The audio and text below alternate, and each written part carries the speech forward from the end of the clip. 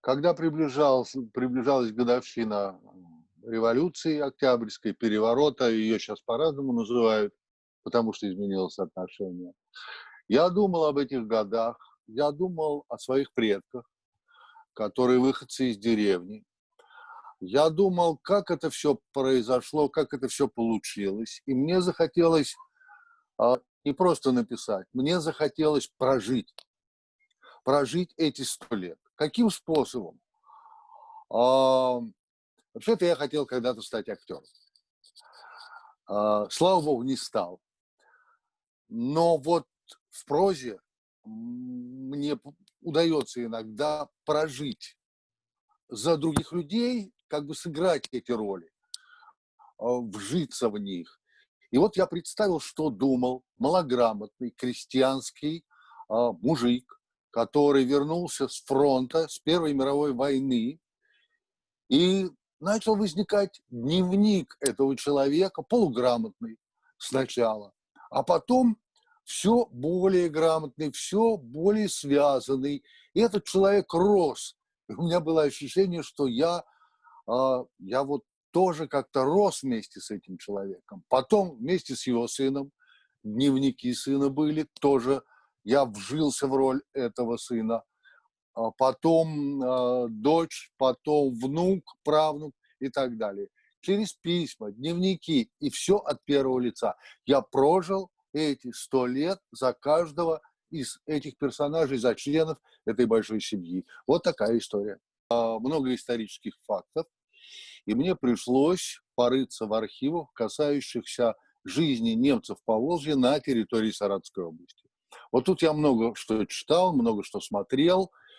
И э, почему еще у меня вот это влечение к этому сюжету? Все начинается именно там, на территории немцев по Волжье. Хотя мой герой русский человек, он, правда, женился на немке, там долгая история. Почему меня еще тянуло? Да потому что я родился на территории бывшей республики немцев по Волжье. Были не только немцы, были датчане, ну и так далее, и так далее. И вот вникнуть в это все, в этот быт, и понять, как мой герой столкнулся с этим бытом, как он вживался в него, и как он в 1941 году был уничтожен, разрушен.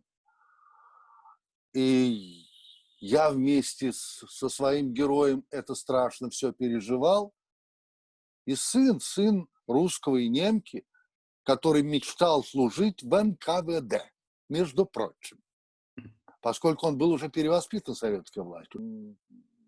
Цель, проживая за каждого из этих людей, я хотел понять, как они, вступая в разные отношения с обстоятельствами, как они выращивали себя. Именно выращивали себя. Как полуграмотный крестьянин стал специалистом, чуть ли даже не изобретателем.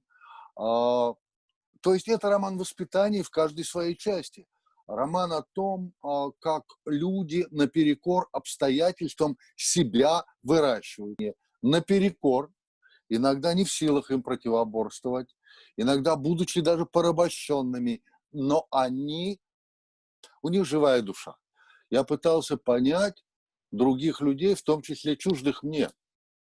Не только своих героев, центральных, любимых моих героев, но и в каком-то смысле их врагов, у которых тоже есть правда, тех, кто им мешает, тех, кто стоит на их пути. Мне кажется, для современности это очень важно, а может быть это самое важное, понять других людей.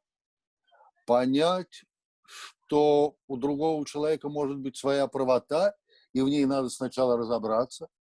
Мое стремление понять других людей, оно сопрягается, как мне кажется, с очень современным вопросом необходимости, не только моей как писателя, необходимости нас всех стараться понимать других людей. Без этого будет очень плохо. Это грозит серьезными социальными катаклизмами. Вот что я думаю. Ведь неизвестность не всегда плохо.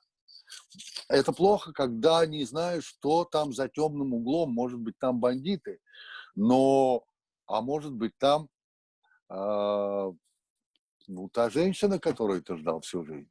Это же тоже неизвестно. Вот это удивление меня манит, и каждый завтрашний день я встречаю с вопросом к этому дню и к самому себе. Ну, чем будем удивлять? Это мне нравится.